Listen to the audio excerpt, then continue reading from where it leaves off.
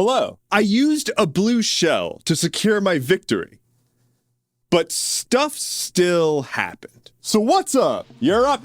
I had to. Last week was a lot. Zelensky met with Trump and JD Vance, and they chewed him out about not being thankful enough during the 4-year-long onslaught he's been defending his country from. Priorities. Blazing fast recap just for context. Zelensky of Ukraine went to the White House to meet with Trump and Vance. He was intended to sign a deal where the US could mine for minerals in Ukraine in exchange for security guarantees. Apparently when Zelensky got there, the deal was not actually all that good for him, and he was like, what the fuck? And then they chewed him out, saying he wasn't thankful enough. On live television. To everyone in the world. And so countries across the globe, allies and enemies of the United States, all took a collective moment to give their best, oh, what the fuck? So let's take a look at what this means, what the fallout is going to entail, and what the future looks like here. The United States and the European Union have been besties. They're tied together by a bunch of alliances, both trade and military, most notably NATO, which is one of the biggest and most successful alliances the world has seen. Successful doesn't mean necessarily good for everyone, but successful. Now take a second and think about the EU as its own kind of country.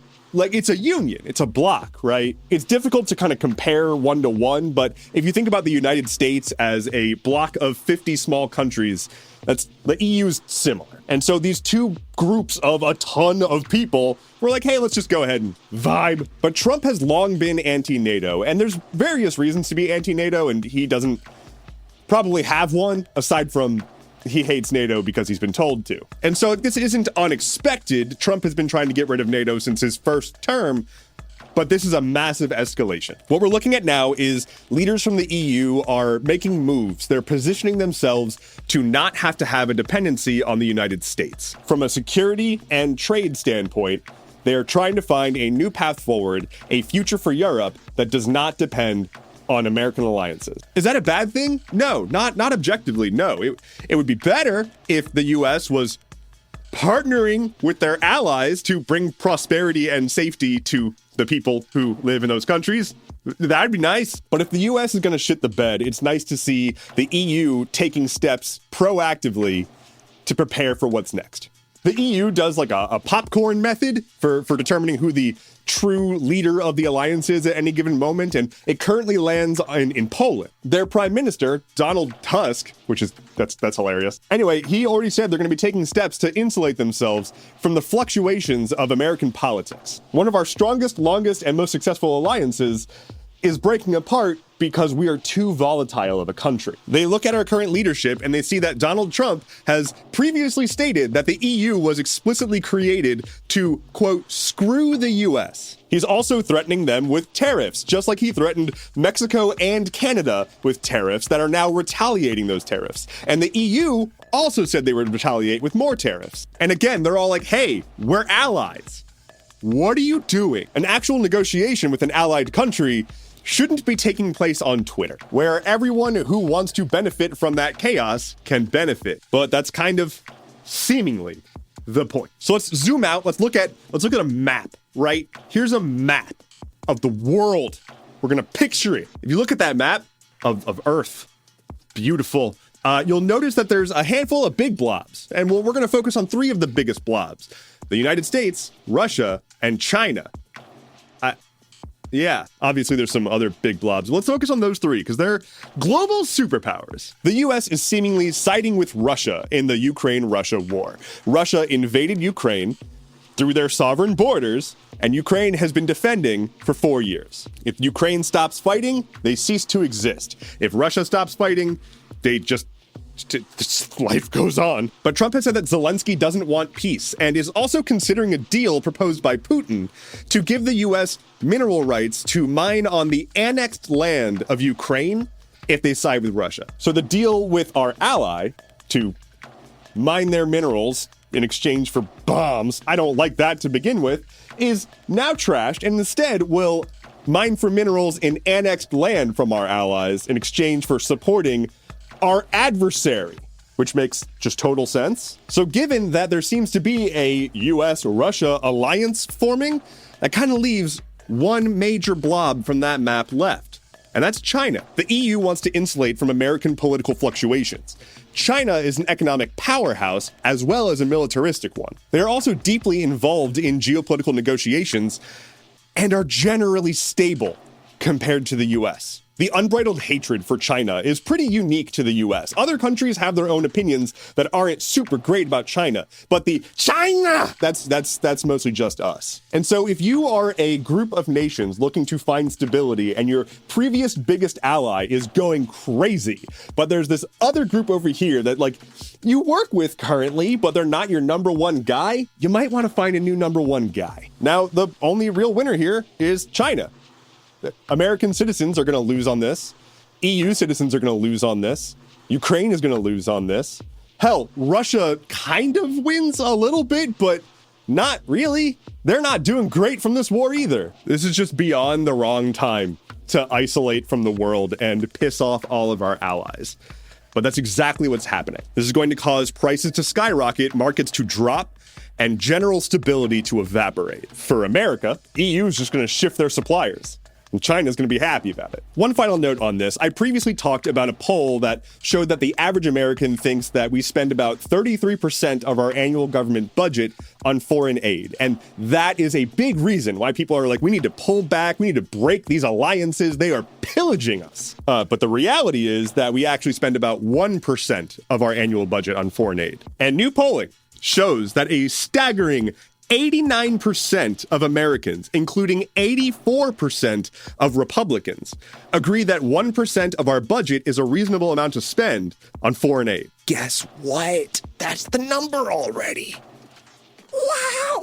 I think a lot of people get like military aid and foreign aid confused because we do send an assload of money overseas for bombs. Like the foreign aid budget is in like the 60 billion-ish zone, and the military aid budget is in the hundreds of billions zone. Love it. Hey, we're gonna get back to the rest of the stuff here in a second, but I gotta plug stuff. I'm plugging my own stuff. I'm not gonna sell you shitty earbuds. I love making content for you, and it's really wonderful. It also takes a lot of time, effort, and resources to do.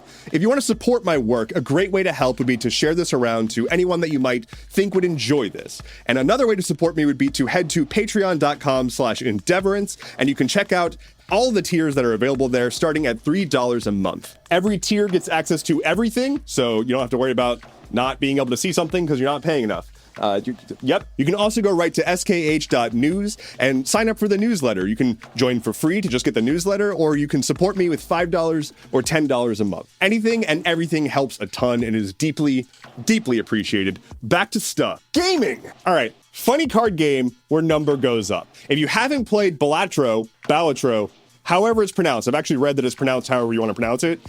It's a good game. It's essentially a poker-themed solitaire roguelike. It's really, really, really, really extremely good. So good that it nearly won Game of the Year last year. And it's a game that was built by a dude. It's just a random indie game, nearly won Game of the Year. And this card game was rated 18 plus in the EU from their PEGI rating system, which caused a bit of a stir. Like, it's literally a card game. You play, it's like a deck of cards, and you play them. Now, PEGI gave them the 18 plus rating because the game looks like poker. It's themed after poker, but it's not poker. There's no betting involved. It uses a standard deck of cards, and it uses the hands that you play in poker, and that's about it. Otherwise, it uses chips as the name for points. The game is so hilariously not poker. Like, it is just so far from poker that anyone who has played it would immediately see that an 18 plus rating is absurd. The developer was not particularly happy about it and appealed the rating. This was months ago, and PEGI has now announced that they're actually like, oh yeah, whoops, we're going to drop that to 13 plus. And it was so dumb that they've also announced they're going to be reviewing their guidelines for ratings for gambling stuff. We love bananas here. That's all. I can't believe the words that are about to come out of my mouth, but EA is going to do something kind of neat. They are releasing the source code for 4 older Command & Conquer games, like open source, like freely licensed under GPL. The games are Command & Conquer, Red Alert, Command & Conquer Renegade, and Command & Conquer Generals. Now, there's already a project called OpenRA that is an open source community project to rebuild these games. But this is the actual source code of the original games released for free, which will hopefully supercharge any community-based efforts to make like a compendium of these games that That would make me happy. I'm a Red Alert 2 boyo through and through. What can I say? Kirov reporting. Technology. Skype is kill. Microsoft has announced that Skype is dead. It's going away. It's buried. It's gone in a month or two. In May. They are shifting their focus instead to the universally acclaimed Microsoft Teams platform. Now, to be fair, Skype was also fucked as a platform. Like, Skype has been historically messy as hell, but everyone used it. It was just the thing that everyone had. No one wanted to use it, but we all had it. Microsoft acquired Skype in like 2010 in what could have been an incredible deal, and then mismanaged the absolute hell out of it. And now we're here. Imagine a world where they actually put in effort to make it better, and then the start of the pandemic hit, and they could have actually done very well. But instead, we got Zoom. Zoom. That's me being video conferencing software. Instagram Reels kind of mass traumatized people. A quote-unquote glitch on Wednesday caused Instagram Reels to start serving horrifically violent content to everyone. People were just scrolling on Instagram Reels and suddenly saw videos of people being brutally killed in horrific ways. Just video after video after video of unconscionable violence. A ton of people are reporting being just messed up by it. Some people saying they couldn't sleep. Some people saying that they just feel broken inside. It's well known that content moderation staffers at Meta are routinely traumatized by the things that they have to see to do moderation work. But Meta has also been pulling back on their moderation and trying to do less of it since Trump came into power. Then lo and behold, this happened. Who'da thunk it? They claim that they've fixed the glitch. But I would really like to know what a glitch is that's like, yes, take all of these videos of people dying and serve them to everyone. Like, oops, we made the block button the show to everyone button. Dang it, policy stuff. The United States has passed the Republican-led budget bill. It's a proposal that's going to fuck all of us over really bad. Now, we don't know exactly what's going to happen. There are no specifics on this yet. To be very, very clear, they've passed a proposal for basically a framework, not a line item thing that has any direct information. So anyone claiming that there's no tax on tips or no tax on overtime or any specific policy in this is lying. There's no information on that yet. What there is information on is essentially where they want to see money moved to and from.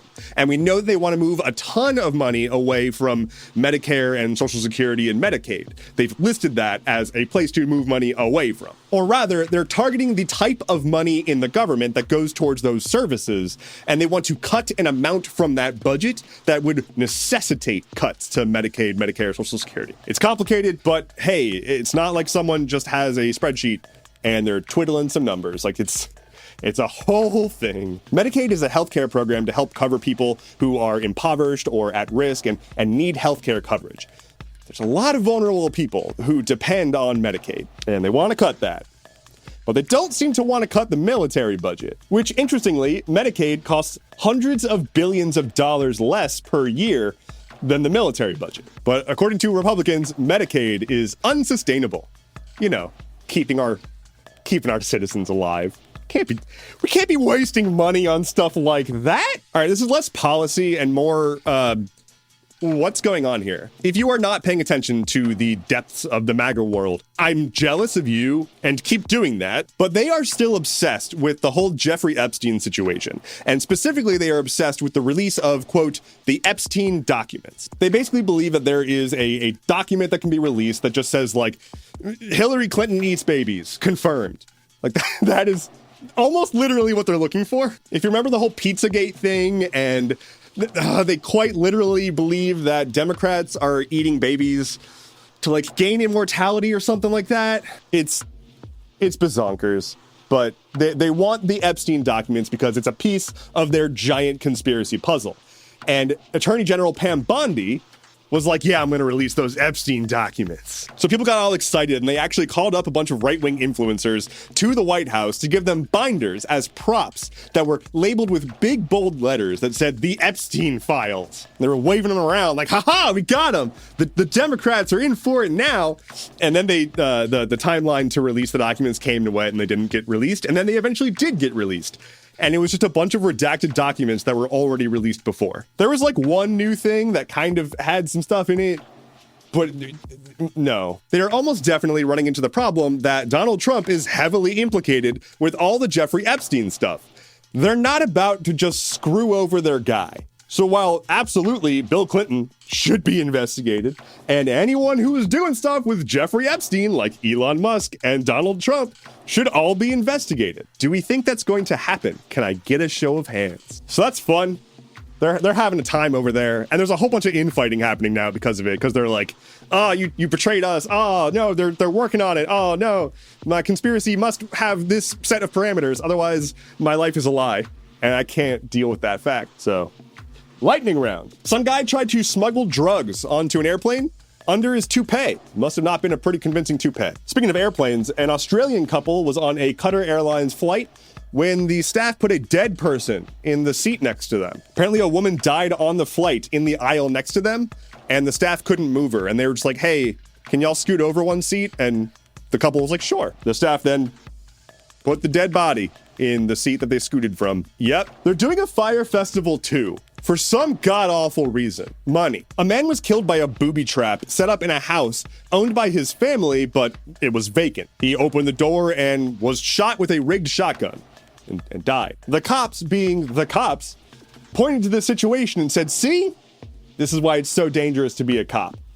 Never mind that the dead guy isn't a cop, but let's make this about us. A woman was caught trying to blow up cars at a Tesla dealership. She did it once before, and then went back to the same dealership to do it again, where she got caught. Why would you go back to the same one? Jeff Bezos sent an email to Washington Post authors saying that he wants them to focus the opinion section on individual liberty and free markets. And the opinion writers were like, fuck that, causing some major departures. This is the newspaper that broke Watergate. I just want to remind you of that. That is how far the WAPO has fallen. Oh, also, speaking of Jeff Bezos, he is sending his fiance and Katy Perry into space. That's a real thing that's happening. And finally for today, it turns out the Pope is in stable condition. And if that changes by the time this is posted, I'm going to be so mad because I have checked so many times over the past week. But according to the words, he's doing okay. Just want to give you that update. Couldn't leave you hanging from last time. Thank you so much for listening to today's episode of Stuff Keeps Happening. Head to skh.news for sources, bonus content, and the world's first D5000. My name is Endeavorance. I'll be back on Monday. Take care and be well.